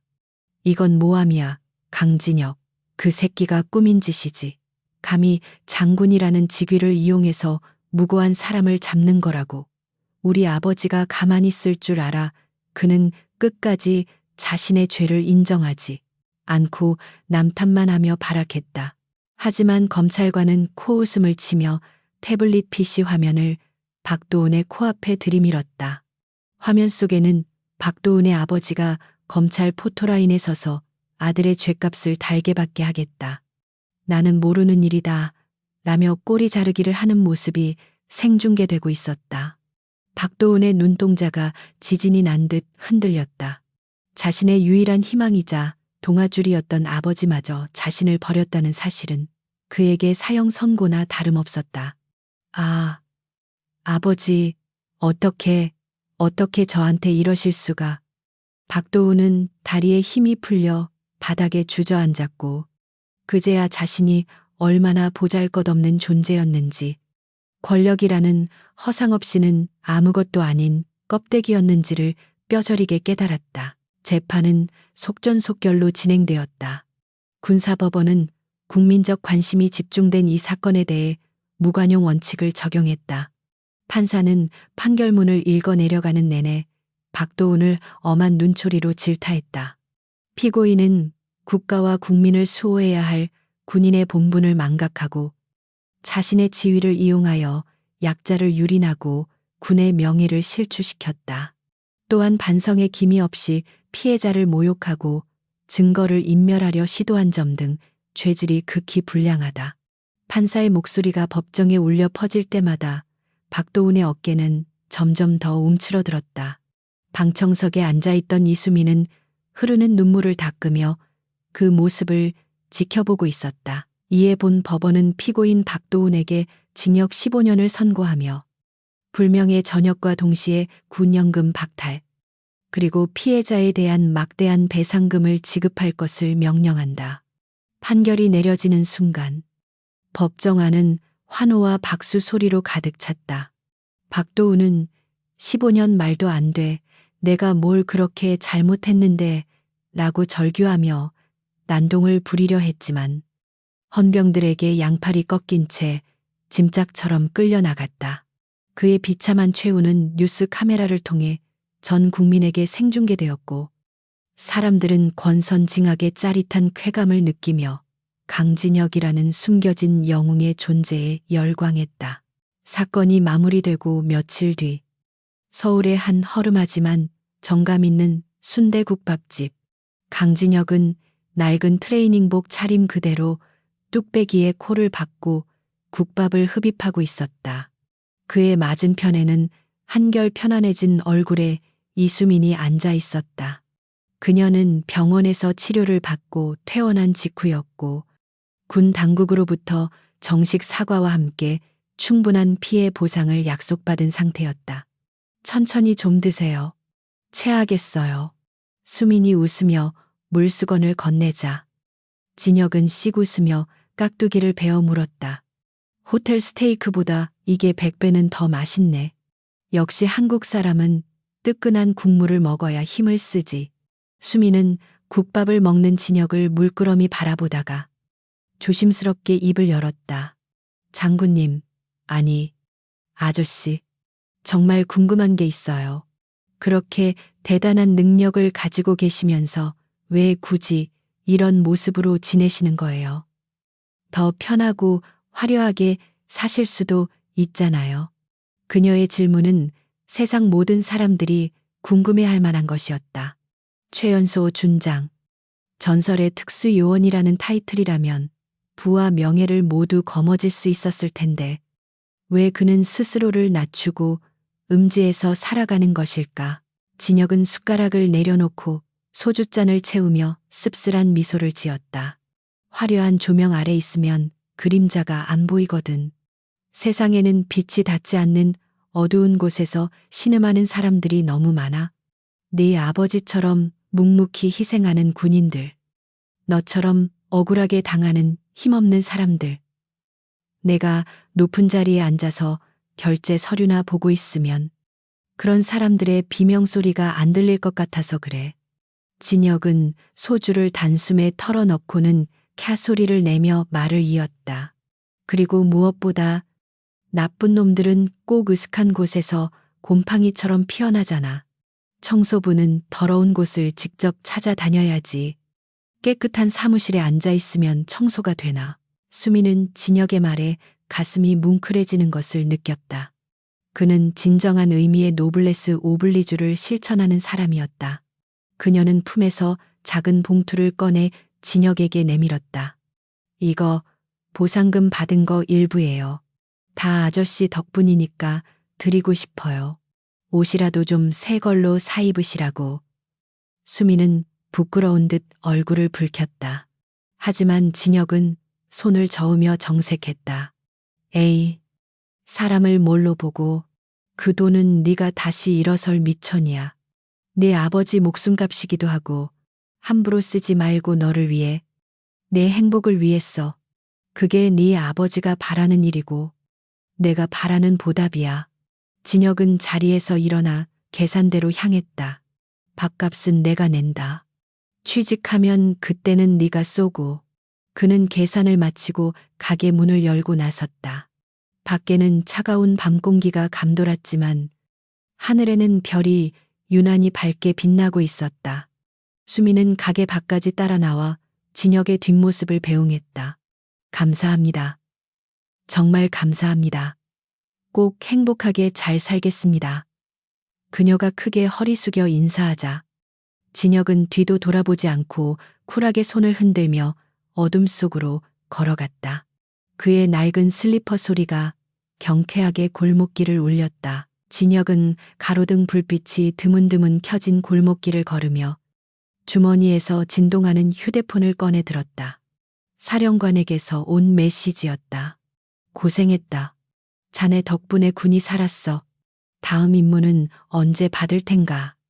진혁은 피식 웃으며 메시지를 삭제하고 휴대폰을 다시 주머니에 넣었다. 임무라. 그에게 임무는 누군가가 내려주는 명령이 아니었다. 불의가 있는 곳, 약자의 눈물이 있는 곳이라면 그곳이 바로 그의 작전 구역이자 임무 현장이었다. 그는 밤하늘을 올려다보며 깊게 숨을 들이마셨다.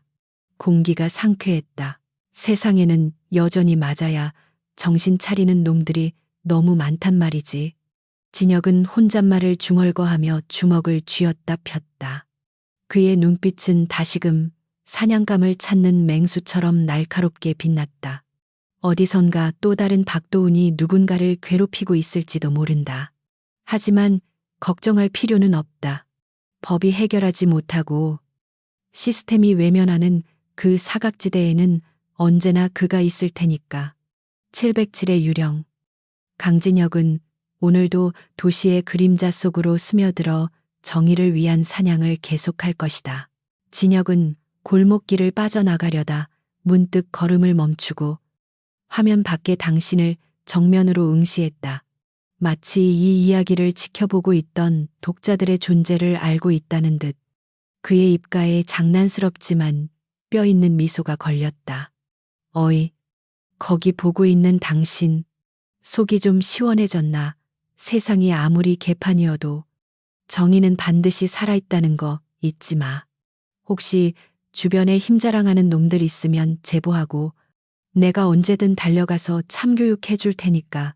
그는 검지와 중지를 모아 경례를 붙였다. 아, 그리고 가기 전에 알지. 이 이야기가 마음에 들었다면 구독과 좋아요, 알림 설정까지. 그래야 내가 더 힘내서 나쁜 놈들을 때려잡지. 다음에 또 보자고. 진혁은 윙크를 한 번 날리고는 휘파람을 불며 어둠 속으로 완전히 사라졌다. 화면이 암전되고 경쾌한 엔딩 음악과 함께 강렬한 메시지가 떠올랐다. 정의는 결코 잠들지 않는다. 다만 트레이닝복으로 갈아입었을 뿐